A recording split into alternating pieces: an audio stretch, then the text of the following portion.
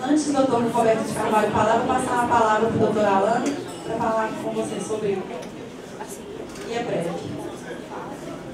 Pessoal, é só para fazer um anúncio aí para vocês que o IEPREV, Instituto de Estudos Previdenciários, aqui em Minas Gerais, ele é parceiro do Citraeng, tem um convênio com o Citraeng, tá? E esse convênio está sendo ampliado agora para uma estrutura do seguinte: vocês já ouviram falar em planejamento previdenciário? Muitos de vocês, colegas, estão em situações do tipo, vieram de outro cargo público, passaram pelo regime privado, pelo regime próprio de previdência de outros órgãos, passaram pelo regime geral de previdência e tem compensações para fazer, passaram por um período que tiveram GFIP, foram empresários, e muitas vezes a pessoa deixa de usufruir o seu direito na integralidade porque desconhece esse direito. Eu acho uma coisa muito interessante, muito importante na vida de vocês, o planejamento previdenciário. Muita gente acha que tem um determinado direito e, na verdade, ele tem um direito maior do que aquele que ele imaginou. Então, só a título de exemplo, uma semana eu mandei para o Roberto um caso de uma advogada que ela tinha já o tempo de contribuição para aposentar. No entanto, ela tinha uma ideia de que teria contribuído sobre o teto, durante todo o período, e quando ela foi verificar uma projeção, um cálculo, uma expectativa de quanto ela iria receber na aposentadoria, ela estaria com R$3.000, R$3.500. Nós fizemos um planejamento previdenciário, no caso dela, e descobrimos que no meio do caminho contributivo dela, ela tinha lacunas, que ela não tinha feito contribuições, mas ela era advogada de fato naquela época. Então, o que foi a sugestão do planejamento previdenciário? Que ela fizesse contribuições naquele período e que ela fizesse contribuições complementares em períodos que ela contribuiu a menos, para que ela conseguisse, ao final da sua aposentadoria, ela ganhasse o teto da Previdência. Então, muitas vezes, você deixa de estar averbando um tempo que você tinha. Já teve casos de pessoas com 28 anos de serviço e trabalhou como rural na época com seu pai, 12 anos, 13 anos. Não, mas esse tempo não era formal, não vou poder usar, mas no planejamento previdenciário ele vai te indicar que você pode averbar esse tempo sim com indício de prova material e você pode somar esse seu tempo de aluno aprendiz, tudo isso é muito importante. Então, diante dessa reforma, da eminente reforma da Previdência, e que está todo mundo preocupado, eu acho que o planejamento previdenciário virou uma necessidade, e por isso o Citraeng fez a parceria, ampliou essa parceria com o Citraeng, que já tinha de convênio de curso e tal, e para oferecer o planejamento previdenciário para os servidores. Daqui uns dias vai estar no site disponível tudo que faz o planejamento previdenciário, um desconto muito grande do que é o normal para os servidores do Citraeng, e a gente até está participando de uma rede de convênios com outros sindicatos. Os interessados podem procurar o Dr. Roberto, os representantes lá do IEPREV, para poder estar fazendo essa parceria também. Outra questão, hoje o IEPREV trouxe aqui para o nosso evento, como patrocinador, como apoiador, trouxe uma facilidade para vocês. Quem quer se atualizar em cursos relacionados a direito previdenciário, direito público, ele está oferecendo um curso gratuito online, tá? Para todos os participantes desse evento. Basta preencher lá na frente uma fichinha, um formulário, e depois você pode ir no site para escolher o curso que você queira fazer. Então, todos os inscritos no evento ganharam a opção de fazer um curso online gratuito pelo IEPREV. Tem muita coisa interessante lá que vocês podem estar aproveitando para vocês, tá bom? Obrigado.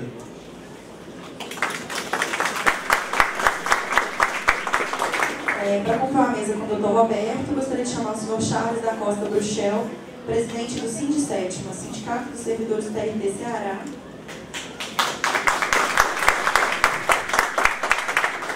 E o senhor Vilmar Carregosa Miranda, presidente do Sindicato dos Trabalhadores do Poder Judiciário Federal do Espírito Santo.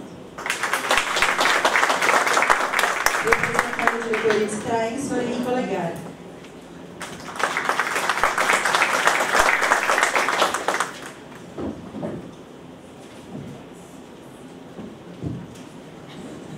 Olá, bom dia a todos. Vou pedir a licença aqui para falar em pé. gostaria de agradecer muitíssimo o convite que me foi formulado pelo professor Alain, pelo doutor Alain, em nome do Citraeng, parabenizar por esse evento que, de fato, é relevantíssimo para discutir essas temáticas que estão aí ainda não concretizadas, mas já estão se alinhavando de uma forma muito preocupante, que é a questão da reforma da Previdência. O governo tem sido muito matreiro, tem sido muito esperto em lançar essas informações, fazer um caos, criar um quadro caótico do sistema fiscal do país, das finanças públicas, da Seguridade Social, apresentando reformas, propostas estapafúrdias para quê? Para que quando haja efetivamente a apresentação da PEC, da proposta de emenda constitucional, essa proposta venha a ser assimilada com facilidade pela sociedade, que já acredita, muitos que já acreditam que esse sistema já está falido, já está fadado ao fracasso. Então, toda essa propaganda governamental que tem sido feita aí, ela tem sido feita de uma forma com muito ardiz, né? Com muita sutileza, para que quando ela de fato seja apresentada, ela passe sem grandes transtornos. E essa é a nossa preocupação e também é a preocupação do IEPREV, junto aí com outras entidades, como a OAB, né? Institutos que se preocupam com a defesa dos direitos sociais fundamentais. O IEPREV também se preocupa na promoção desses direitos sociais. E nós temos até uma alteração recente que nós fizemos no nosso estatuto, que nos permite atuar com amicus curiae em processos judiciais, de repercussão geral, perante o Supremo Tribunal Federal, no STJ, na Turma Nacional de Uniformização. Isso também é muito importante, porque nós vamos ter que enfrentar muitas batalhas judiciais, infelizmente, se nós não agirmos para ontem, porque realmente o cenário que está se avizinhando é um cenário preocupante, muito sério, e que vai realmente achincalhar, vai amesquinhar a nossa previdência social, vai apequenar a nossa seguridade social. Porque, a bem da verdade, a Seguridade Social, ela foi criada com a Constituição Federal de 88. Antes não existia Seguridade Social no Brasil. Muitos de vocês sabem que para você ter acesso, por exemplo, ao serviço do INAMPS, você tinha que ser contribuinte do INPS. Né? Então você não tinha efetivamente esse modelo de Seguridade Social forjado pelo artigo 194 da Constituição Federal até o artigo 204, que estabeleceu todo esse arcabouço constitucional que tem sido mutilado por diversas reformas infraconstitucionais e constitucionais, e agora se apresenta a pá de cal que realmente vai solapar esse sistema de seguridade social que foi instituído com a Constituição Federal de 88. Então aqui nós estamos defendendo esses pilares básicos, esses pilares que inspiraram modelos de seguridade social em todo o mundo e que permitiram a desconcentração de renda em vários países e que tem feito esse papel muito importante no Brasil.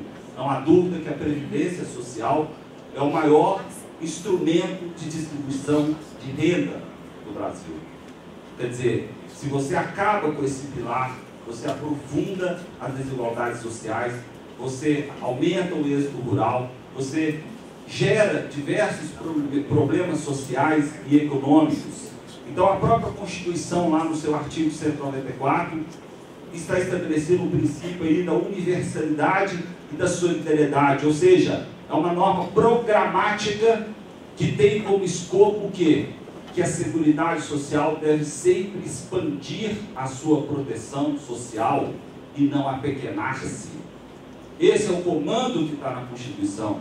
A Seguridade Social ela deve se universalizar E, nesse sentido, alguns programas de inclusão previdenciária foram recentemente implantados e, de fato, alguns mal-sucedidos, como foi essa alíquota de 5% para a dona de casa, que não tem nenhum controle prévio, a pessoa recolhe 5% sobre o salário mínimo, a dona de casa de baixa renda, e quando vai pedir uma aposentadoria, aquela contribuição não é validada, porque não bate com a renda familiar de 2 salários mínimos, né?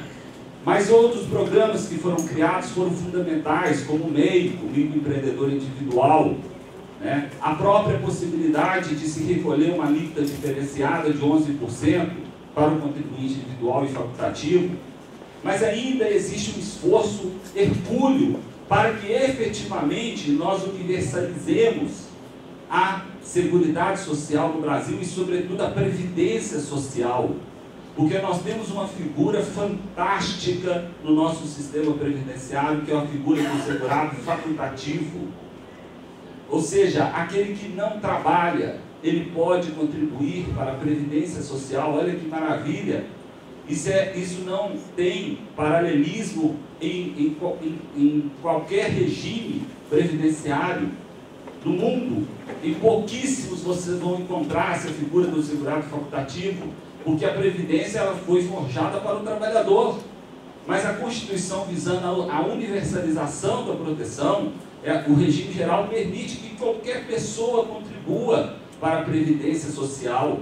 Então, cadê o governo federal para realizar uma educação previdenciária, uma campanha previdenciária, uma conscientização previdenciária, para que não somente quem trabalhe, mas quem não trabalhe, se filie ao regime geral, que consequentemente vai aumentar a arrecadação da Previdência, e essas pessoas vão sair do campo da assistência social. E é um investimento fantástico. Todos os cálculos que a gente faz, uma pessoa que recolhe, por exemplo, 180 contribuições, uma dona de casa, 180 contribuições sobre uma alíquota de 11%, em apenas 1 ano e meio ela recupera aquilo que ela contribuiu, e ela esteve coberta com relação a benefícios como auxílio-doença, aposentadoria por invalidez, pensão por morte para o seu dependente. Quer dizer, num país em que muitos advogados não contribuem para o INSS, quantos advogados, colegas nossos, não têm consciência previdenciária? Eu fico preocupado. Existem previdenciaristas, caros amigos, que não contribuem para o INSS. Então, a economia informal é muito grande nesse país. Nós temos milhões de pessoas que poderiam estar cobertas pelo sistema da Previdência Social, gerando uma arrecadação mais robusta, enquanto nós estamos o quê? Achincalhando a Previdência Social e afugentando cada vez mais as pessoas da cobertura previdenciária. Porque quem é que vai querer contribuir num sistema como esse, que a todo momento se fala em mudanças, que se aprovou a Fórmula 85/95 ano passado, em junho de 2015, e agora já estão querendo acabar com essa pontuação 85/95. Quer dizer, que tipo de segurança jurídica é essa? Se modificam e se abolem regras de transição. Olha que coisa monstruosa, olha que teratologia, acabar com regras de transição. Então se cria uma regra de transição para o servidor público e se cogita acabar com a regra de transição e criar uma outra regra de transição. Quer dizer, esse tipo de modelo vai conduzir fatalmente ao que o governo realmente quer, que o brasileiro se afaste da proteção previdenciária se ele puder fazê-lo. Um servidor público, por exemplo, um servidor efetivo, ele pode recolher para o INSS como segurado obrigatório.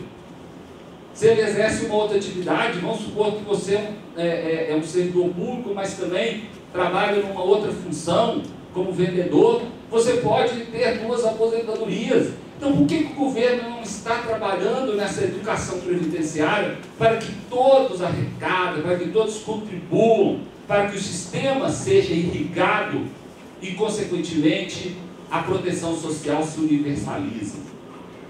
Um outro princípio aqui, a precedência da fonte de custeio, isso está na Constituição Federal e não só, isso veio muito antes, né? Então nós temos que ter o custeio para que possamos dar conta do pagamento e da efetivação desses direitos sociais. Agora, se cria o custeio, mas se desvincula o custeio das finalidades para as quais eles foram criadas. É a anomalia que o Dr. Guilherme Portanova vai muito bem falar da desvinculação da receita da União.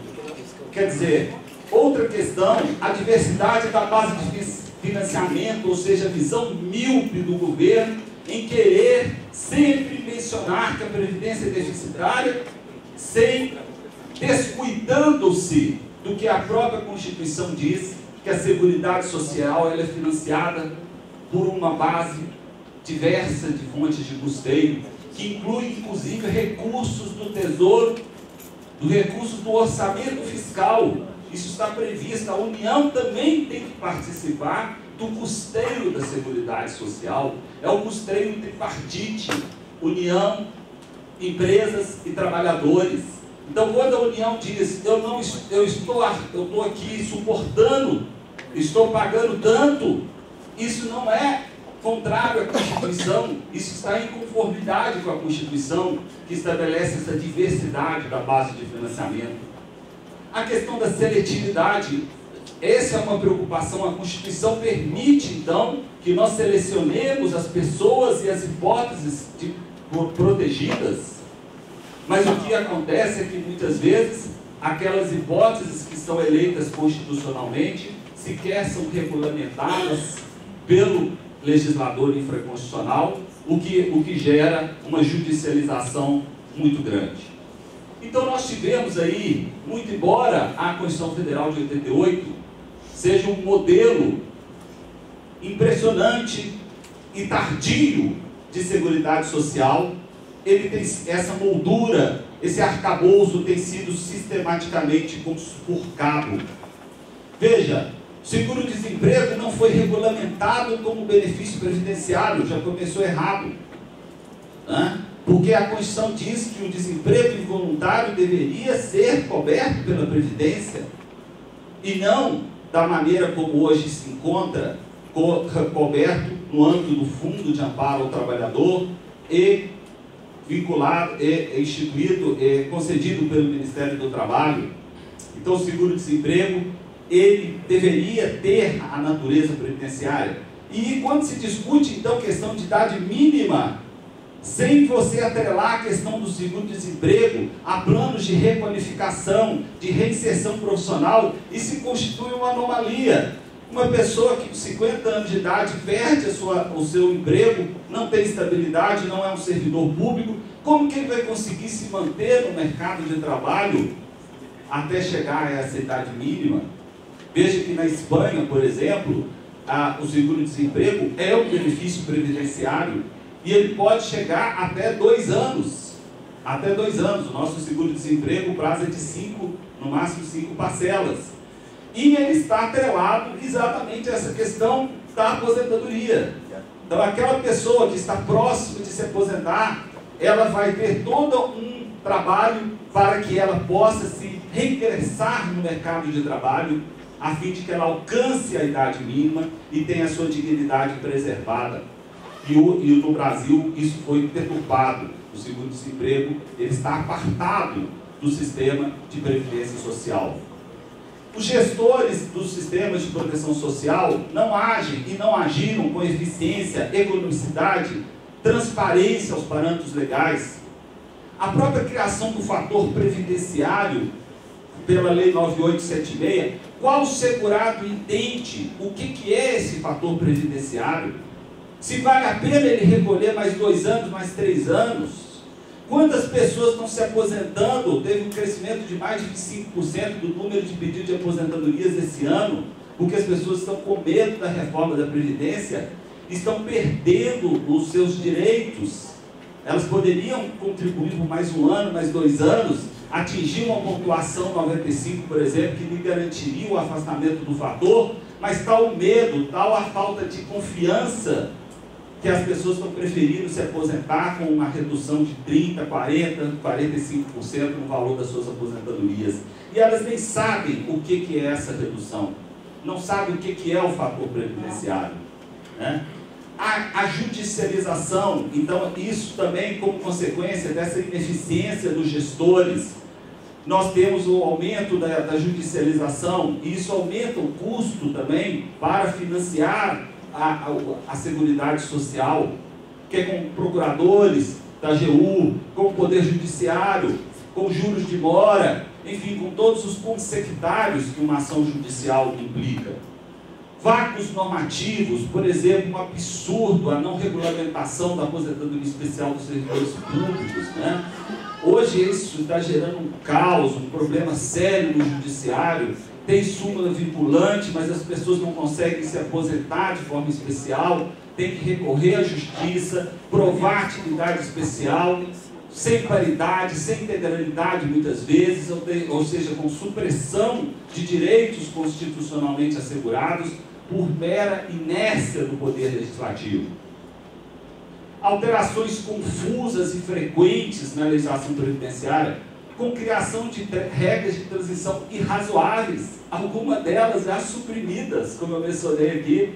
A regra de transição, por exemplo, da aposentadoria proporcional do servidor público, ela acabou com a emenda 41, veja que coisa absurda. Criou-se uma regra de transição, que foi pela emenda 20, e a emenda 41 acabou com a regra de transição da emenda 20. Então, quer dizer, que tipo de segurança jurídica nós temos? Ou seja, pulveriza-se a segurança, que é um elemento essencial para a preservação da relação jurídica previdenciária. Outra questão que a gente bate muito é a questão do trabalhador, do segurado especial. Ninguém aqui é contra o segurado especial, mas a Constituição Federal, aqui no seu artigo 95, estabeleceu que a Seguridade Social arcará com os custos dos trabalhadores rurais que trabalham em regime de economia familiar. Mas em momento algum a Constituição estabeleceu que a Previdência arcará com esses custos. E a Lei 8.213, quando foi regulamentada lá no seu artigo 39, impôs esse custo à Previdência. Então é fundamental que se cumprisse o mandamento constitucional que estabelece que a Previdência ela é de caráter contributivo. É só para quem contribui. Ah, mas o segurado especial contribui porque quando ele vende a produção, mas isso não é requisito para a aposentadoria. E só poderia se pagar benefício previdenciário para quem contribui. Então, que esse benefício que o segurado especial recebe ele fosse coberto por outro sistema de proteção social. Não necessariamente incluído na assistência social, mas não importa em qual dos tripés aí, né, dos pés desse tripé da Seguridade Social. No meu caso do seguro-desemprego, o seguro-desemprego é um benefício social, é coberto pelo FAT. Então, qual o problema de se imputar a responsabilidade do pagamento dos benefícios aos trabalhadores rurais no âmbito da Seguridade Social, mas sem que se insira na rubrica da Previdência, porque isso gera uma falácia do déficit da Previdência Social, porque o trabalhador rural ele recebe o benefício, mas ele não contribui. Eu não sou contra a existência desse benefício, mas eu sou a favor do cumprimento da Constituição Federal, que não inseriu o segurado especial na Previdência. Né? A Previdência, nos termos do artigo 201, é só para quem contribui. E isso robustece esse discurso oficial de que a Previdência é deficitária, de que a Previdência Social deve ser modificada. Mas quando a gente analisa, sobretudo, a Previdência contributiva, aqueles realmente, as empresas que contribuem com 20% sobre a folha de salário, podendo chegar até 21, 22, 23, 26 e com a aposentadoria especial até 32%, essa Previdência ela foi sempre superavitária. Só analisamos a questão da Previdência, ou seja, do que é de fato contributivo. No plano infraconstitucional, tentativas frequentes de supressão de direitos sociais fundamentais com base em alterações em regulamentos, orientações normativas. Vamos citar o caso da aposentadoria especial. No autônomo, por exemplo, a lei está claramente garantindo ao profissional autônomo o direito à aposentadoria especial. Um médico, por exemplo, que trabalhe de forma habitual e permanente, e não ocasional e nem intermitente, a agentes biológicos nocivos. A partir de 28 de abril de 95, o INSS decidiu que ele não tem mais direito à aposentadoria especial, o médico autônomo. Então ele tem que buscar justiça para fazer a efetivação desse direito. Então essas alterações também maquiavélicas, essas alterações que são realizadas por regulamentos, retirou, por exemplo, o eletricitário da condição de atividade nociva, como se pudesse um decreto eliminar a nocividade de tensões acima de 250 volts. Qual o poder que um decreto, um regulamento tem? Então veja, todas essas alterações esdrúxulas, elas vão o quê? Gerando judicialização e vão gerando descrença, descrédito, né? As pessoas vão ficando, poxa, eu tenho que buscar justiça, isso não está garantido na Constituição. E no plano institucional, veja no RPPS, que confusão que é o RPPS. A Constituição Federal diz que tem que ter uma única unidade gestora no RPPS. E no plano federal, a UFMG interpreta a legislação previdenciária de um jeito, o legislativo interpreta do outro, o executivo interpreta de outra forma. Então não há uma uniformidade na interpretação, na aplicação dessa legislação previdenciária. E tem uma coexistência de órgãos regulatórios, fiscalizatórios. As pessoas também, hoje se aposenta, um servidor público se aposenta, ele não tem tranquilidade, ele fala, poxa, daqui a 10 anos posso ser chamado se o Tribunal de Contas da União não homologar, não registrar meu ato de aposentadoria, eu posso ser chamado a voltar a trabalhar. Não há um prazo para que o Tribunal de Contas homologue, registre aquele ato de aposentação. Então fica sempre aquela insegurança, né, pairando sobre o servidor público. E é um absurdo. E aí vemos uma questão muito séria, que é a compensação previdenciária entre o regime geral e o regime próprio. Existem dívidas de bilhões, o INSS deve bilhões de reais aos regimes próprios, porque não faz a compensação financeira que deveria fazer, que é quando você averba o seu tempo do regime geral para o regime próprio. Não há compensação financeira entre regimes próprios, porque não houve regulamentação, não há cadastro para que haja essa compensação financeira seja feita. Então, quer dizer, os regimes próprios são desfalcados sistematicamente por problemas operacionais, por problemas institucionais, por falta de servidores públicos, por falta de sistema, por falta de informação, e, consequentemente, isso vai fomentando esse discurso da reforma da Previdência Social, por ineficiência do poder público no cumprimento das disposições constitucionais que estão mencionadas aqui. Tá? No caso do regime geral, desmonte do INSS. Eu tenho conversado com vários gerentes executivos do INSS, eles me falam, Roberto, nossa situação está precária. Existem agências da Previdência Social que temos um servidor apenas. Está havendo um conflito muito grande agora entre servidores e os médicos peritos do INSS.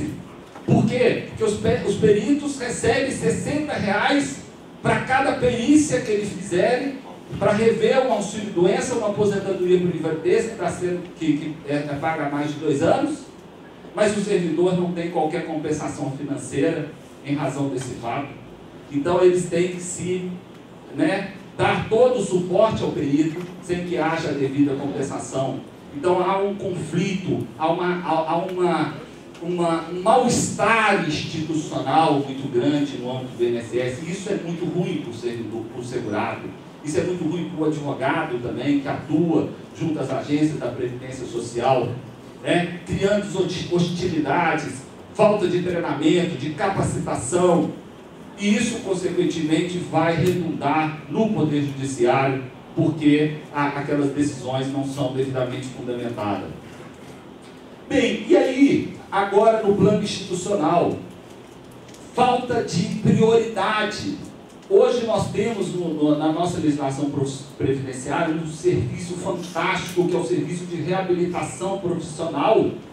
Pessoas que estão recebendo auxílio-doença há 5, 6, 7 anos, elas poderiam ser reabilitadas, mas não reabilitadas de uma forma porca, de uma forma mal feita, de uma forma pífia, como, por exemplo, nós já percebemos reabilitações profissionais em que obriga a empresa a fazer a reabilitação, quando a obrigação não é da empresa, é do INSS, fazer a reabilitação efetiva para que o profissional retorne ao mercado de trabalho, para que ele ganhe uma remuneração equivalente àquela que ele ganhava antes do seu adoecimento. Então, o programa de reabilitação profissional do INSS está totalmente desestruturado. E isso faz com que gere essa medida provisória 739, por exemplo, se gere indevidas cessações de benefícios de auxílio-doença. Por quê? Porque a pessoa ela não tem o tratamento devido de saúde e não tem a reabilitação profissional para que ela se recoloque no mercado de trabalho. E aí vem a questão da educação previdenciária. Esse é um grande desafio que deveria estar sendo perseguido por esse governo, porque a Lei 8.213 institui um serviço chamado Serviço Social. É obrigação da Previdência Social informar os segurados acerca dos seus direitos. É obrigação da Previdência. Então, os programas de educação previdenciária estão totalmente desarticulados nesse país. Poucas pessoas sabem dos seus direitos previdenciários, poucas pessoas sabem se elas estão contribuindo de forma efetiva, da forma correta para a Previdência Social. Essa contribuição absurda de 5% sobre o salário mínimo, por exemplo, para as donas de casa de baixa renda, que o INSS vai lá, na hora de conceder o benefício, não valida essas contribuições. Situações que estão ocorrendo como decorrência dessa falta de educação previdenciária. E quanto menos educação previdenciária, menos cobertura previdenciária nós temos e menos arrecadação previdenciária temos. Uma questão fundamental, então, a atuação do IEPREV. O IEPREV acredita fielmente, veementemente, que a Previdência Social somente vai se tornar forte, se concretizar, se os titulares desses direitos sociais possuírem essa forte consciência previdenciária, que nós temos um modelo de proteção social fantástico e que possamos e temos que preservá-lo, porque isso é importante para a manutenção da dignidade da pessoa humana e para a diminuição das desigualdades sociais que ainda vigoram e que ainda vicejam nesse país. Que promovam acesso à informação qualificada, evitando-se a perda de recursos humanos de forma precoce e a concessão de benefícios previdenciários incapazes de manter a dignidade do segurado. Temos aí a questão da desaposentação, que vai ser julgada agora pelo Supremo Tribunal Federal. Quer dizer, é um tema importantíssimo. O segurado muitas vezes não tem a consciência da importância desse julgamento que vai se realizar agora no dia 26 no Supremo Tribunal Federal. Um tema fundamental. Por quê? Porque simplesmente segurados se aposentam, continuam trabalhando, e em 94 acabaram com o pecúlio, que é o retorno das contribuições previdenciárias que esses segurados perderam para o regime geral da Previdência Social, e quando pedem um benefício para ter o recálculo da sua aposentadoria, é negado administrativamente. No STJ temos um recurso repetitivo que garantiu esse direito à desaposentação, mas está nas mãos dos ministros do Supremo Tribunal Federal reconhecer ou não esse direito. Aí é importante também essa mobilização. E esse julgamento vem exatamente no bojo dessa discussão falaciosa maquiavélica de que a Previdência está deficitária, de que a Previdência está solapada e que, portanto, a desaposentação ela vai macular ainda mais os cofres da Previdência Social. Então, para finalizar, algumas proposições do IEPREV. Obrigatoriedade do gestor informar a perda da qualidade de segurado. Pessoal, isso é fundamental. Quantas e quantas pessoas recolheram 25, 26 anos, 27 anos, pararam de contribuir durante 2, 3 anos, faleceram e hoje os dependentes não recebem nada, ficaram doentes, ficaram incapacitados. Parece que a legislação, da maneira como ela está sendo forjada, até com o MP 739, que agora, se você perder a qualidade de segurado, você tem que recolher mais 12 contribuições para ter direito ao auxílio-doença e à aposentadoria por invalidez. Parece que se está se torcendo o segurado perder a qualidade de segurado. Poxa, eu dirigi a Seguridade Social da OAB-PREV durante 3 anos. E durante todos esses 3 anos, a gente jamais permitia que alguém perdesse o vínculo com a OAB-PREV. Jamais a gente ligava, a gente mandava carta, a gente informava, a gente fazia de todo o possível, porque era menos uma pessoa para contribuir, a não ser que realmente ele quisesse, não tivesse condição. O INSS, que esforço faz para que o segurado não perca a condição de segurado? Nenhum. Não há nenhuma informação. Se você ficar mais de um ano, regra geral, sem contribuir para o INSS, você perde o vínculo com o regime geral. Então deveria haver uma obrigatoriedade, exatamente um esforço nesse sentido, que as pessoas continuassem a contribuir, que elas tivessem consciência que se ela perder a qualidade de segurado, ela vai ter que recolher mais 12 contribuições, que é o que prevê a MP 739, mas não há esforço nenhum nesse sentido. Supressão de regras de cálculo superadas, como aquela das atividades múltiplas. Proporcionalidade, quando o cara contribui em 2 atividades, isso é um enriquecimento sem causa da Previdência Social, um desestímulo às pessoas a recolherem atividades secundárias. Se eu sou advogado e professor, eu fico pensando, poxa, eu vou recolher numa outra atividade, aquelas atividades não vão ser somadas mês a mês. O INSS vai fazer um cálculo proporcional em relação à atividade secundária. Que estímulo que eu tenho de fazer recolhimento nessa atividade secundária? Então urge a revogação desse artigo 32, inserção do seguro-desemprego no sistema de previdência e a recriação de institutos como o abono de permanência para estimular o segurado a continuar contribuindo para a previdência social. Bem, aqui, outra que para finalizar mesmo, obrigação do gestor encaminhar o extrato previdenciário todo ano para o segurado, porque todo segurado pode se tornar um cofiscal da Previdência Social. Ele saber se a empresa está recolhendo efetivamente a sua contribuição previdenciária. Então, tal como nós temos o zelo com o nosso extrato bancário, a gente deveria ter o zelo com o nosso RINIS. E nenhum segurado, quando tem a sua inscrição na Previdência Social, ele recebe uma senha para acompanhar o seu extrato previdenciário. Ninguém sabe que existe essa carta de senha. Você tem que ir lá no INSS e cadastrar. Quer dizer, se você é inscrito, se você abre hoje uma agência no banco, você tem a sua senha, você acompanha a sua vida previdenciária. Então a educação previdenciária ela tem que existir também nesse sentido, para que todos sejam copartícipes, para que todos denunciem as empresas que estão sonegando as contribuições previdenciárias. E através desse extrato previdenciário, através dessa transparência, isso seria de fato mitigado. E aí a conclusão: a não existência de um regime jurídico, direito adquirido a regime jurídico previdenciário. De fato, o Supremo já bateu esse martelo. Hoje, você está na iminência de aposentar.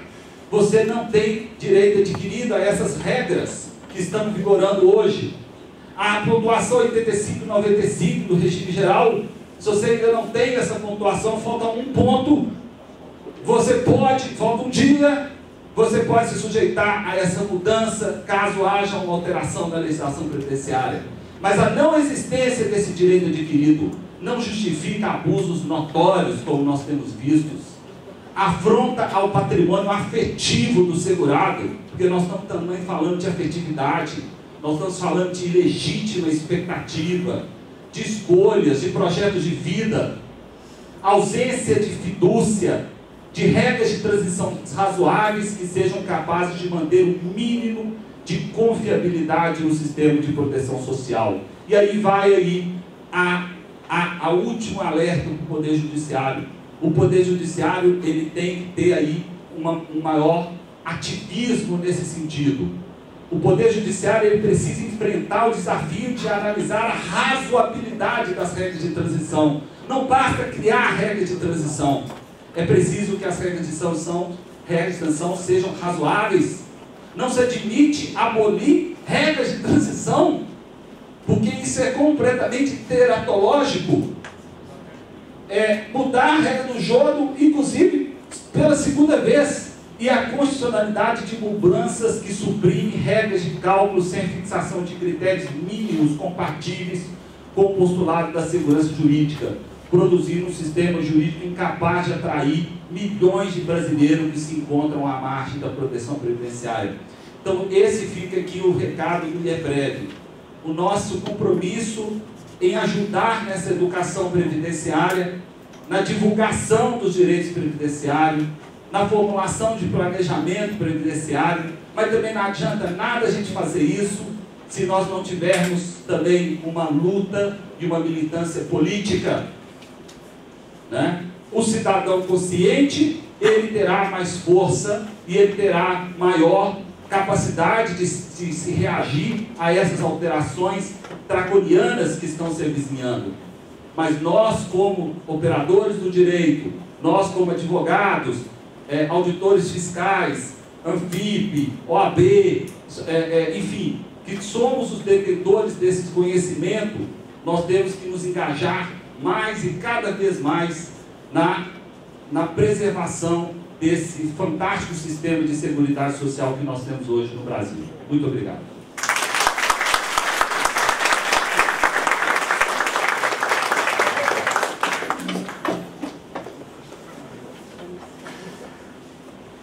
Agora eu vou passar a palavra para os membros da mesa para 10 minutos de intervenção, pedir que todos sejam breves para a gente não ficar muito atrasado na programação. Inicialmente, parabenizar o palestrante, Dr. Roberto, Citraem, por promover o evento.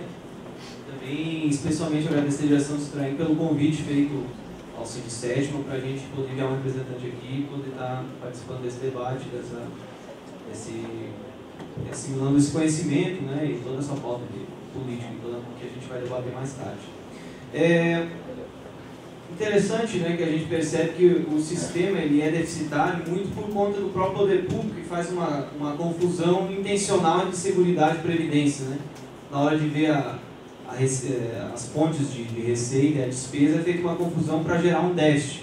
Ao mesmo tempo, tudo isso foi dito em segurança, parece que é para deixar o sistema não confiável, para que as pessoas não busquem, né, principalmente os facultativos, até alguns obrigatórios, os autônomos, né, não busquem o sistema de previdência. E, consequentemente, com essa insegurança, essa não confiabilidade do sistema, esse déficit, isso deixa palatável a proposição de uma reforma sempre, né? Então, sempre a ideia, não, o sistema tem que ser viável, o sistema tem que ser aprimorado, alguma coisa assim, mas a gente sabe que as reformas sempre vêm para prejudicar, para cortar direitos, né? Também a questão da educação, do planejamento previdenciário, eu achei muito interessante, né? A gente não aborda muito isso, e as proposições também muito pertinentes. Importante os debates em torno desse tema, todos os debates são fundamentais, que a gente tenha uma bagagem teórica, né, que a gente vai lutar, que a gente vai defender, mas acima de tudo, né, é importante a ação que a gente está aí com a PEC 241 engatilhada, essa reforma da Previdência tem logo em seguida como consequência natural da PEC 241, como a PEC 241 vai ter que ter a reforma da Previdência, senão não vai pagar benefício, não tem o que fazer, vai acontecer isso. E, então assim, eu não confio no STF em nada de inconstitucionalidade, eu acho que qualquer reforma vai passar, o STF vai chancelar, vide contribuição dos inativos, vide até o caso mais recente, que não é na área previdenciária, mas dos 3%, quando eles querem, eles sempre fazem uma interpretação para o governo, para a União, para qualquer coisa que não seja servidor. Então, todos os sindicatos, é importante, todos os sindicatos encampam essa luta, né? O CITRAEM dá aqui um passo importante. Lá no Ceará, onde teve uma reunião dos 3 sindicatos e outras entidades para já a gente traçar um plano de ações, né? Abordar parlamentares, fazer paralisações, mídia, essas coisas.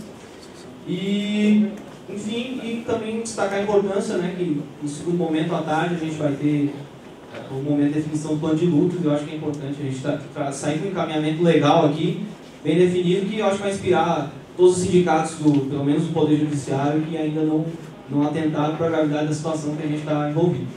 Isso aí.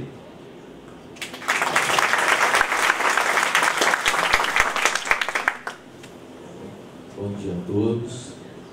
Inicialmente, eu gostaria de agradecer à condição de presidente do Sindicato dos Servidores do Poder Judiciário Federal do Espírito Santo o convite realizado pelo CITRAEM para participar desse evento importante, né, que se coloca como oportunidade para que todos discutamos esse cenário que se coloca preocupante, né, na nossa vida, que na verdade evidencia um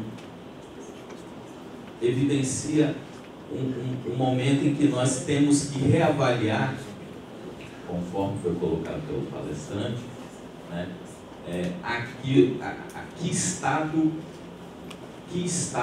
que nós, enquanto sociedade, enquanto sindicato, enquanto partícipes, né, pretendemos ver ratificado nesse momento.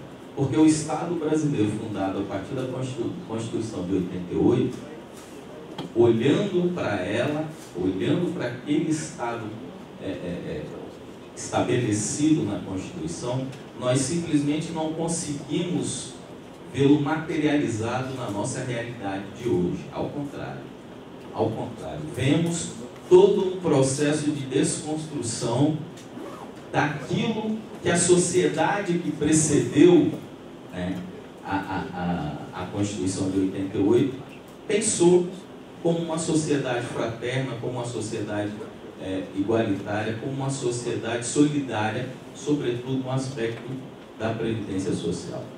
Então nós, enquanto sociedade e enquanto formadores de opinião, temos que realmente ter essa preocupação, né, e levarmos para a nossa vida, as nossas relações, né, a necessidade de que cada um de nós, cada cidadão, comece a reavaliar, olha, o que aconteceu?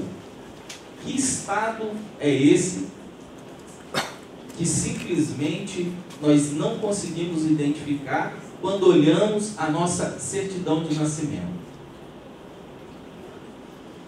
Aqueles objetivos que estavam lá não são materializados hoje e nos verificamos inertes na maior parte das situações em relação a tudo que não tem sido realizado e, pior, tudo que tem sido feito no sentido contrário daquilo que se sonhou, né? Usando uma figura mais romântica, né? Tudo que se sonhou como sociedade possível no estado que nós temos. Então é um momento de nós realmente fazermos essa reflexão, né? E para além de uma simples reflexão, passarmos efetivamente a ação, influenciando, né, cada familiar, cada colega de trabalho, cada vizinho, né, né, somos aqui representantes de vários estados, todos aqueles que nós pudermos alcançar, né, no Brasil, porque essa visão de Estado que está se materializando, divorciada daquilo que foi ratificado lá em 88, nós estamos permitindo que se estabeleça sem a reação devida. Então, partindo vamos tomar esse evento aqui como um pontapé inicial para cada um de nós, para que tenhamos a iniciativa de retornarmos nós, né, convidados aqui aos nossos estados, vocês aqui em Minas Gerais, né, tenhamos a iniciativa de fortemente desenvolver um trabalho de resistência, né, porque senão olharemos mais à frente para uma Constituição de 88, né, que simplesmente não refletirá em absolutamente nada, né, aquilo que cada um cidadão, antes, né, do nascimento daquele Estado, sonhou. Muito obrigado. Bom dia a todos. Meu prezado Roberto, prezados representantes aqui dos sindicatos do Espírito Santo e do Ceará. Bom, gente, é até difícil falar depois de uma palestra dessa, né? Mas é fato que parece que a palestra é um marco para a gente, um marco de tomada de atitude, uma chamada de atenção para pontos concretos que o Dr. Roberto, muito sabiamente, a partir de sua experiência, de suas reflexões, né, que é breve, que ele trouxe para nós. Acho que esse momento é um momento ápice, um momento áureo, viu, Alan, está aí à nossa frente aí nessa preocupação previdenciária.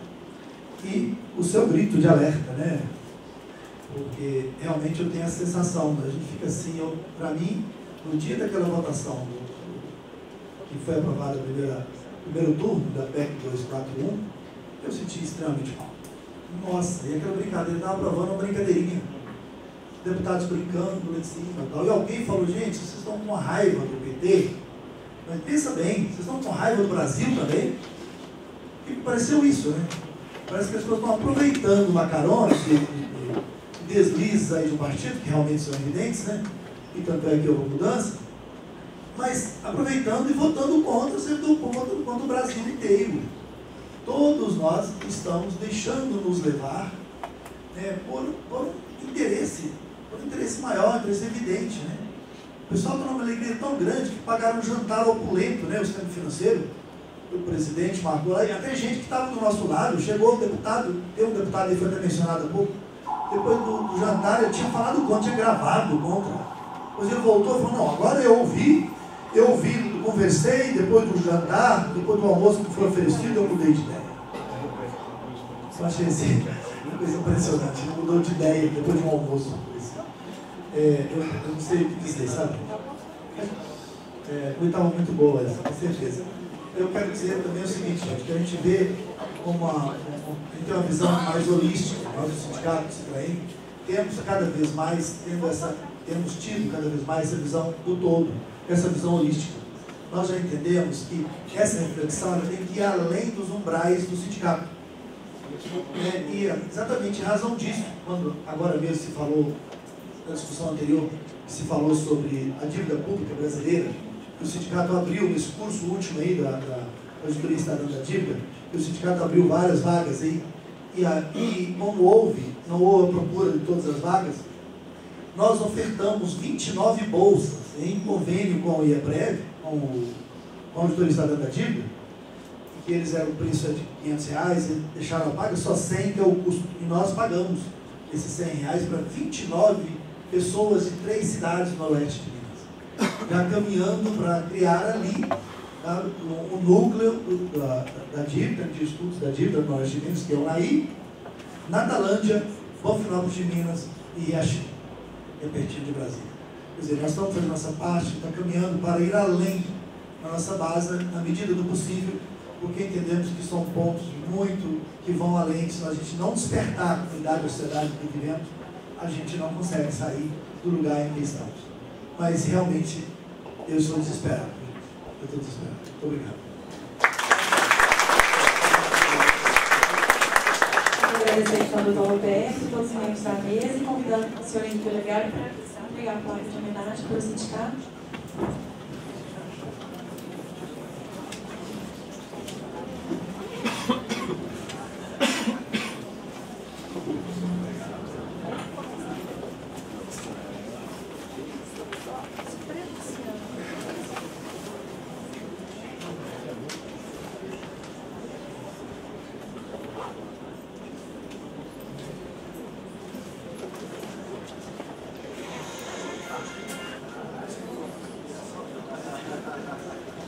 Pessoal, aproveitando só um instantinho, aproveitando a presença de todos aqui, o auditório está bem cheio, para também fazer uma ressalva para vocês em relação à possibilidade, como vocês perceberam, já falei uma vez, nós aqui estamos miscigenados, né? Nós temos aqui representantes de vários órgãos e essa foi a intenção que o Henrique falou, de atrair toda a comunidade científica. O IEPREV é um instituto científico, um instituto técnico-científico, que respalda as ações políticas dos órgãos. Porque a gente não chega no Congresso Nacional apresentando só um discurso político abstrato. É interessante quando a gente vem junto com o FIP, com a sua cartilha, quando nós temos o ILAES nos fornecendo estudos estatísticos, quando nós temos o IEPREV fornecendo estudos científicos, e com isso nós conseguimos aumentar o nosso poder de persuasão e convencimento. Então, eu queria fazer um convite aqui, porque teve um colega do sindicato, o presidente do sindicato, tá, do Poder Judiciário lá, no Mato Grosso do Sul, que veio nos convidar o Citraeng e convidar esse conhecimento que a gente tem com os previdencialistas, o doutor Guilherme Portanova, o doutor Roberto, para que nós estejamos fazendo seminários como esse por todo o Brasil, tá? Em coparticipação, em coajuda. E eu acho interessante, eu achei muito interessante a proposta dele, porque é uma proposta de unificação nacional, em termos de uma pauta que é comum. E se a gente caminhar sozinho, um Estado só, a gente não vai ser, a gente vai ser formiguinha. Então nós precisamos reunir esse exército. Então fica um convite aqui para os representantes de OABs em Minas Gerais, OABs do Brasil que estão aqui, né? Tem muito representante da OAB, para que nós façamos esses microeventos, né? Eu chamo de micro porque o sonho é ter 1.000, 2.000 pessoas no auditório. Mas que a gente faça esses microeventos para a gente acender cada vez mais essa fogueira, para que a gente possa estar fazendo caravanas para Brasília, para que a gente possa estar acampando lá e a gente, de fato, consiga falar o seguinte para nossas próximas gerações. Nós lutamos e fizemos parte de uma história de luta. Se nós vencermos ou não, nós vamos estar encaixados na história do incêndio da floresta. Nós somos os beija-flores que fizemos a nossa parte. Então fica aqui o convite para os representantes, podem me procurar o doutor Roberto no IEPREV, e nós vamos ajudar a organizar os eventos que vocês quiserem, porque nós temos essa coisa do contato com os previdencialistas, doutora Denise Gentil, doutor Guilherme Portanova, entre outros previdencialistas reconhecidos, para levar a voz da cientificidade do direito previdenciário, para que o nosso discurso não fique só com cunho político, mas ele venha politizado e técnico-científico embasado. Tá bom? Obrigado.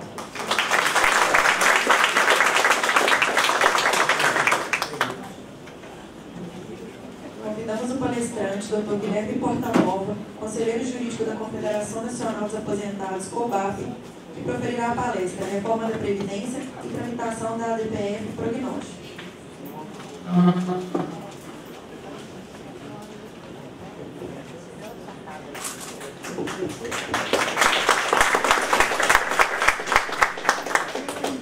Para compor a mesa, eu vou convidar o senhor Antônio César Medina, do Sindjuf, Mato Grosso do Sul. A senhora Sandra Silvestrini, do Sejusmig.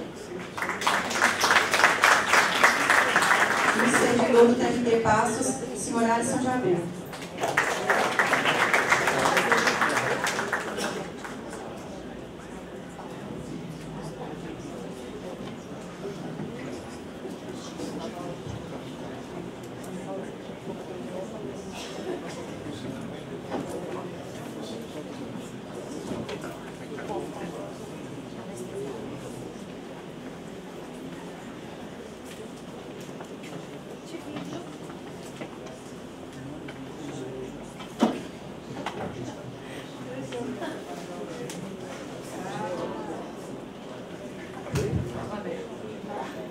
Bom dia, quase boa tarde a todos.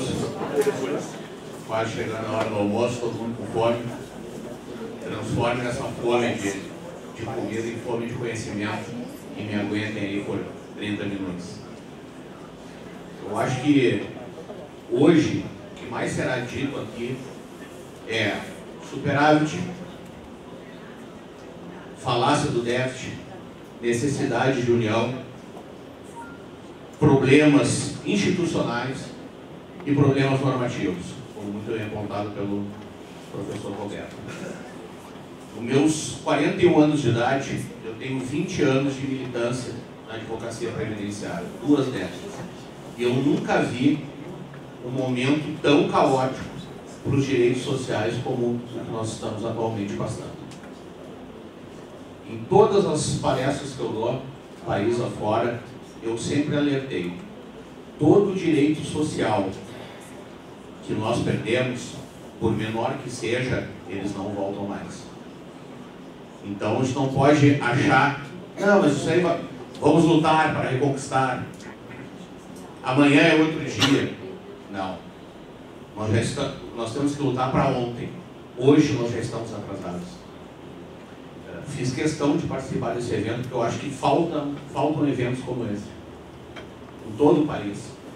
E Minas Gerais me surpreendeu positivamente, inclusive pelo público que vem aqui no sábado. Discurso da falácia do déficit. Aqui eu vou começar com uma piada de mau gosto, de humor negro. Esse quadro aqui, essa charge, representa o que o governo vai fazer. Mas a boa notícia é que eles vão exigir agora só um documento para a gente se aposentar. A certidão de obra. Não precisa mais que NIS, carteira de trabalho, PPP, só um. Certidão de obra. Por quê? A idade mínima de 65 não vai parar aí. Não vai. Vamos começar com uma primeira brincadeira. Que o Roberto fez uma pontuação, o nosso presidente da Comissão de Direito Previdenciário também fez. Essa é a maior contra-reforma. Eu não consigo chamar de reforma, tá? Porque reforma, tu não reforma a tua casa para deixar ela pior. Tu não pega a tua casa lá de tijolo e bota madeira. Tu pega de madeira e faz de tijolo. Então, nós estamos diante da maior contra-reforma. Mas ela é a primeira? Não. Desde a Constituinte de 88, que criou um sistema de seguridade social que, se fosse levado, se o país fosse sério, se o Brasil fosse sério, ele ter a perfeição, que é o sistema da seguridade social, que é a sigla PAS, Previdência, Assistência e Saúde, onde o legislador constituinte de 88 ele foi tão cauteloso que ele criou uma série de rúbricas, uma série de impostos para manter o sistema de seguridade social. E quando a gente ouve balancetes e discursos falaciosos do governo, e de todos os governos, de todos, por isso que quando na abertura aqui eu disse, a minha crítica é partidária, ela é técnica e jurídica. Tá? Ela é partidária, é tudo farinha do mesmo Estado. Tá? Todos os governos batem na tecla da falácia do déficit previdenciário. Por quê? Porque há um pacto que foi feito antes da Constituição de 88 de privatização da Previdência. Esse é o futuro. Basta tu olhar de 88 para cá o que está acontecendo, tu não precisa... Não, Porta Nova está com uma teoria do caos, da conspiração. Não, é só olhar os fatos. Eu acho que a gente tem que olhar para trás para aprender com os erros e para ver o que aconteceu e o que vem acontecendo para projetar. Não vai mudar, vai sempre piorar. Infelizmente é esse. Meu discurso não é pessimista, meu discurso é realista.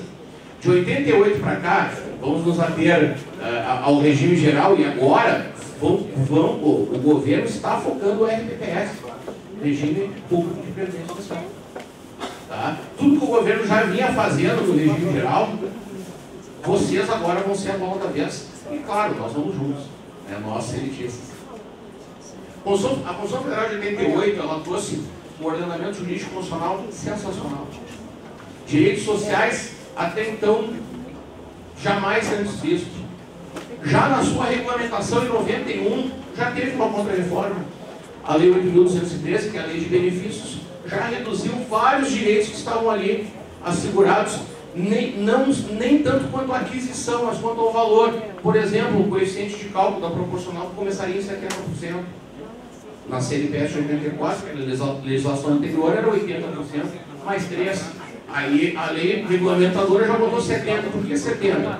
Olha, se 35 é 100 e 30 35 anos, né, para o homem seria um coeficiente de cálculo de 100 e 30 anos para a mulher seria de 100, se tu usar uma regra básica da matemática, uma prova real, começaria em 85.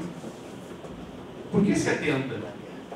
Então ali já houve uma grande restrição atuarial nas aposentadorias que naquele tempo eram chamadas por tempo de serviço.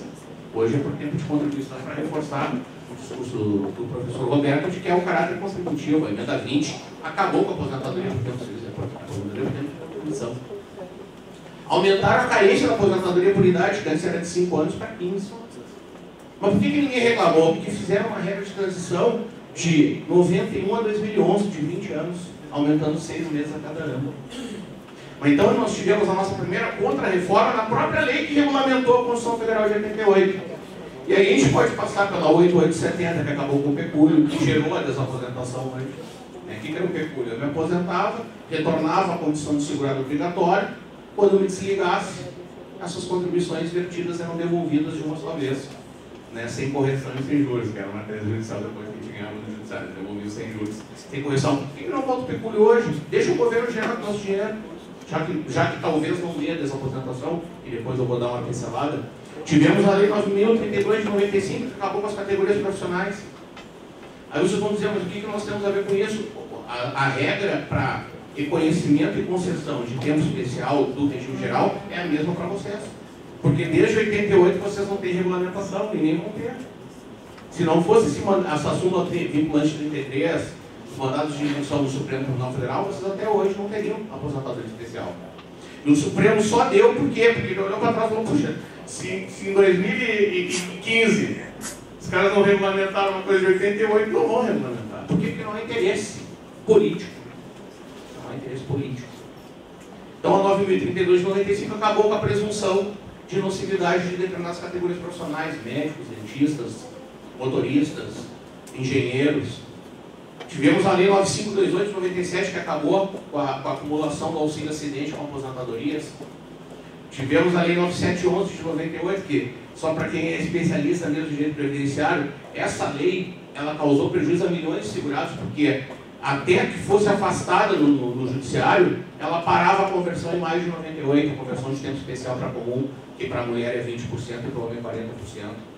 Isso foi 5, 6 anos de luta em tribunais, lá na época, para conseguir afastar, porque a posição era mais de 98, acabou a conversão. Enquanto havia comando constitucional permitindo a aposentadoria especial.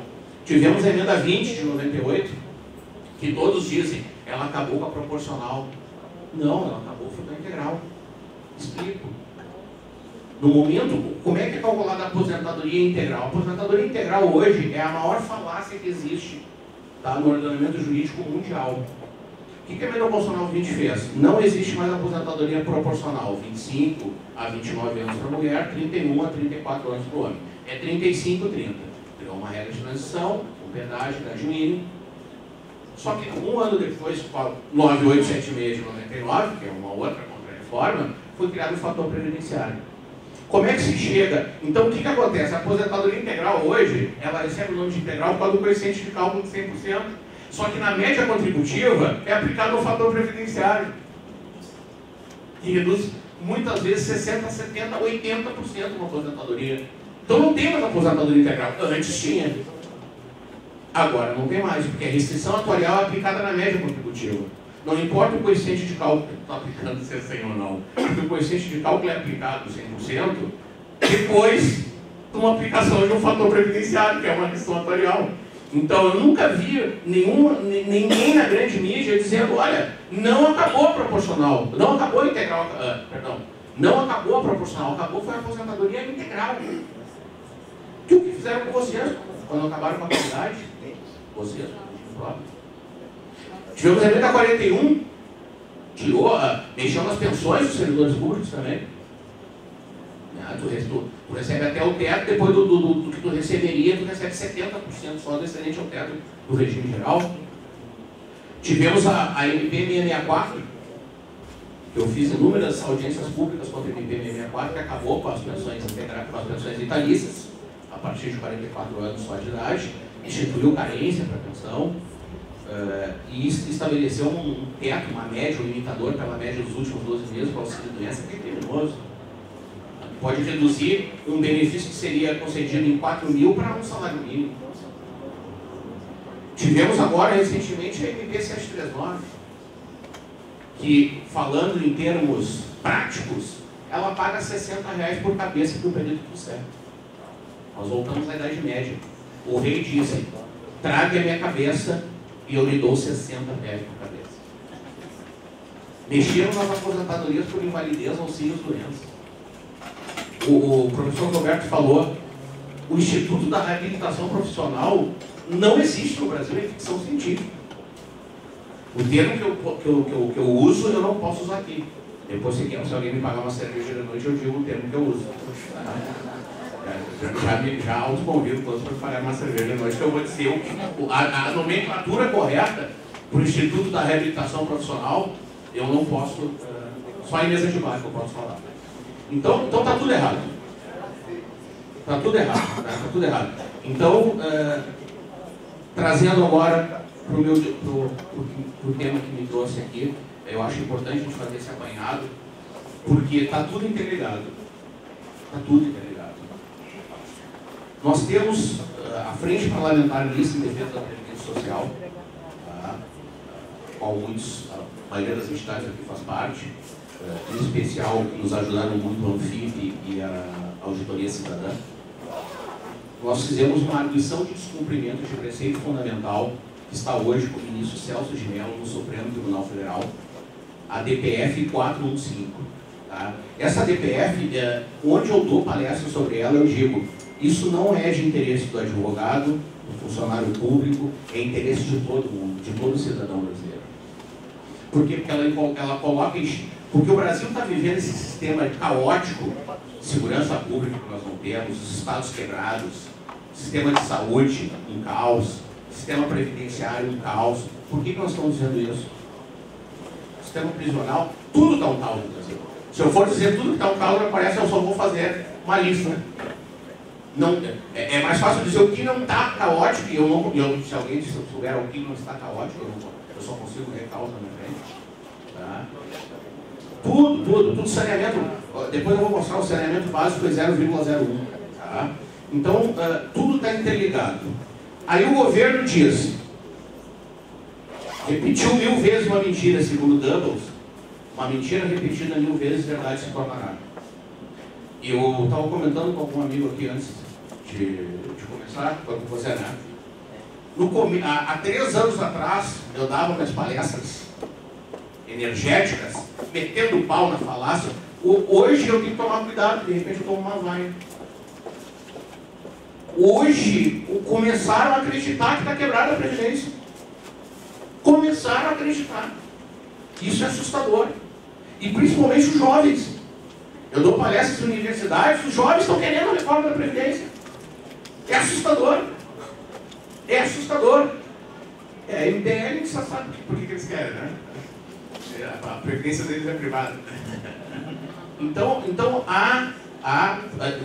está tendo um movimento paulatino, habitual e permanente de descredibilidade do sistema de seguridade social, do sistema de regime próprio, regime geral de previdência social, com o intuito de entregar para a previdência privada, para banco. Ah, mas o que tem a ver o banco? Depois eu vou mostrar que o banco também está por trás do porquê que o Brasil está um caos. Voltando, nessa DPF, por que a gente teve que entrar com uma DPF? Porque o governo diz que a seguridade social, que a previdência está quebrada.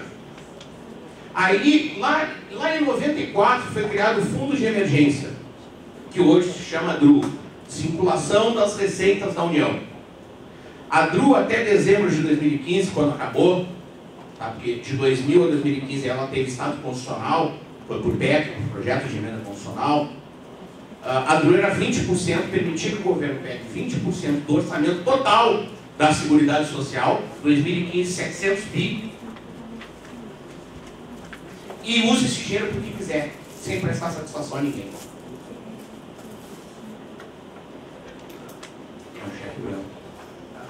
Bom, aí o governo diz que a Seguridade Social está quebrada, que a Previdência está quebrada.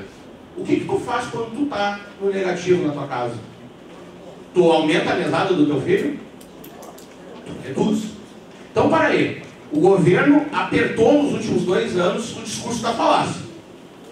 Apertou violentamente. Extinguiu o Ministério da Previdência Social. Isso foi necessário para desmobilizar a categoria institucionalmente. Hoje, de todos que eu falo, sabe quem são os mais apavorados com a reforma da Previdência? Servidores do INSS. São os nossos maiores aliados, que é a ANASPES e a FENASPES. Os servidores do INSS estão mais apavorados que qualquer um daqui. O servidor do INSS tem pânico. Está em pânico. Acabaram com o Ministério da Previdência.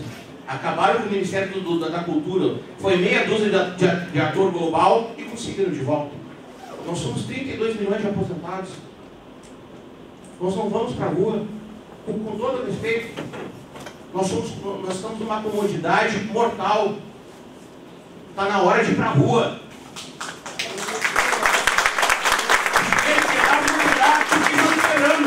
Estão quebrando o nosso país.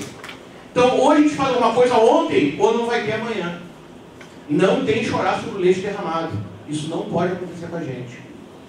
Então, o governo diz que a Previdência está quebrada. A Previdência faz parte da Seguridade. Aí, ele só não restitui a GRU como aumenta para 30%. Então, eu digo, olha, eu estou quebrado, meu amigo. Eu estou te devendo 100 mil, tá? Mas eu estou quebrado, não vou poder te pagar, tá?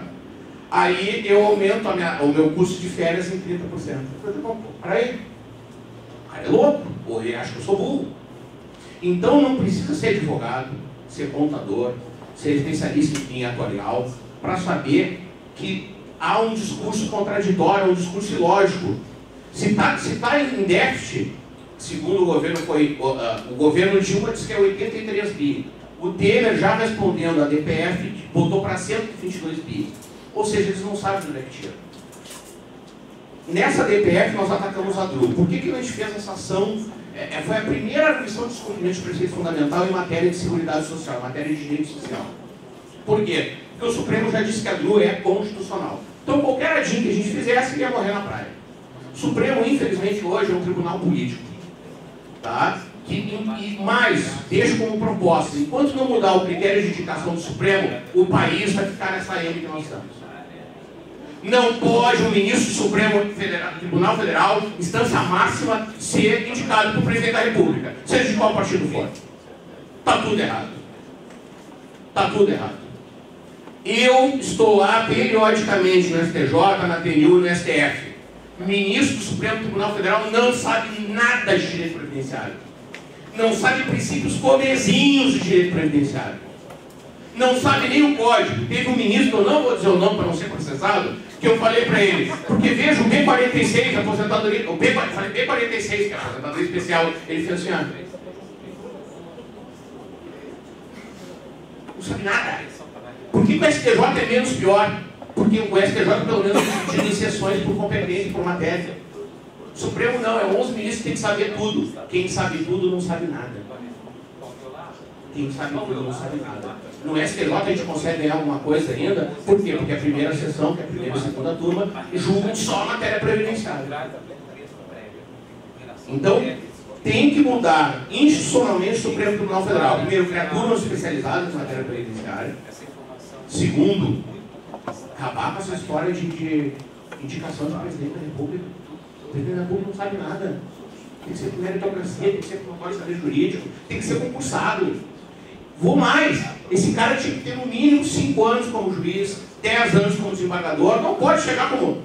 Aí vão dizer, metendo o pau no PT, não pode chegar como o Toffoli chegou. Toffoli era advogado do Lula, nunca fez nada na vida, juridicamente falando, ministro do Supremo Tribunal Federal. O seu Toffoli, no julgamento da desaposentação, que vai acontecer em 26 de outubro de 2010, de 2016 agora, e que já patrocina aqui, tá? Vamos perder. Já estamos perdendo, tá? 2-1. O seu Toffoli disse que não pode renunciar no voto dele.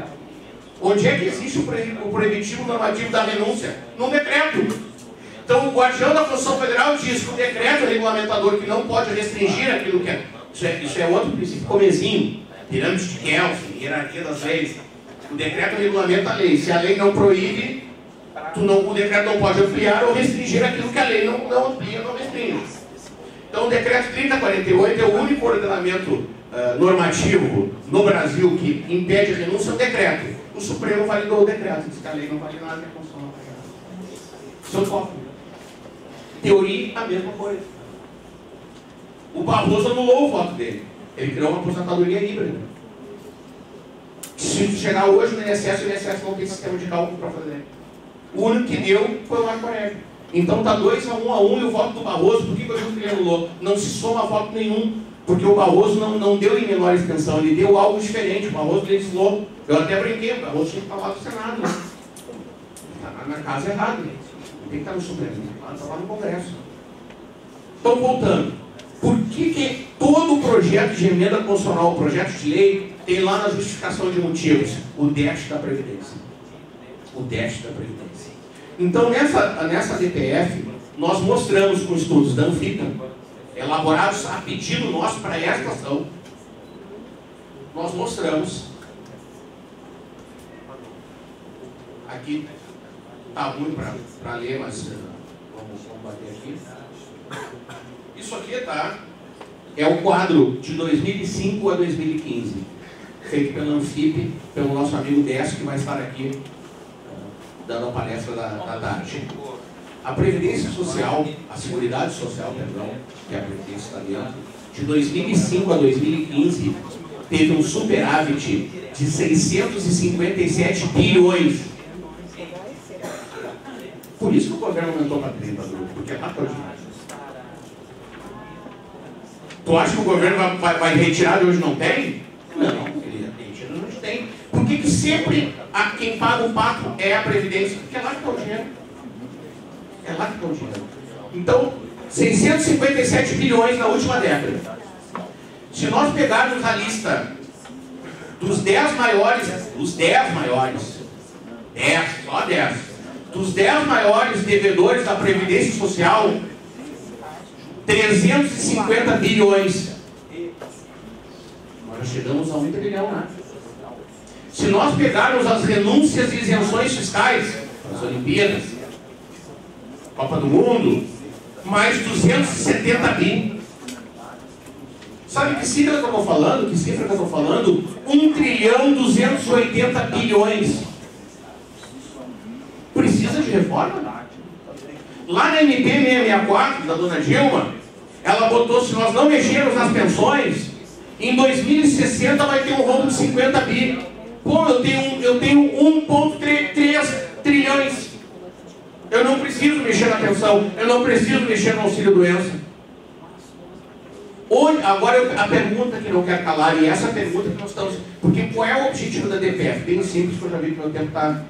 A DPF mostra no estudo técnico que não há déficit, que há superávit, e exige que o Supremo, que é o guardião da Constituição, diga o que a Constituição determina lá no 95 e no 94. Para onde é que tem que ir o dinheiro da Seguridade que é carimbado? Dinheiro da Seguridade Social só pode ir para a Previdência e Assistência de Saúde. Então, o dinheiro da Seguridade Social é para pagar juros da dívida pública ou para manter a Seguridade Social? É isso que o Supremo vai ter que responder. Existe o artigo 250 da Constituição Federal que determina um caixa da Seguridade Social. Por que não criar esse artigo? Porque não interessa. Porque não... Vamos lá. Se tivesse o artigo 250, lá da Constituição de 88, se tivesse sido regulamentado e criado um caixa da Seguridade, hoje, onde estaria? Hoje teria 1,3 trilhões. Eu pergunto, onde é que está esse dinheiro? Se eu na DPF mostrasse, o Supremo, a gente pediu auditoria, pedimos a auditoria da dívida pública, inclusive. Se eu demonstrar realmente teve 1,287 trilhão, onde está esse dinheiro? Mas, se fosse criado um caixa de acordo com 250 da CF, precisaria de reformas previdenciárias? Não. Onde foi parar esse dinheiro? Eu sei onde não foi, conosco, com o trabalhador. Então está tudo errado. Por que se tu pegar a PEC que renovou não, que reinstituiu a DRU de 20 para 30, a justificação de motivos dela é manter o superávit primário e pagar a dívida pública. E aí eu vou dar um dado alarmante para vocês vão ficar loucos agora. O governo está tirando dinheiro da saúde, da assistência e da previdência.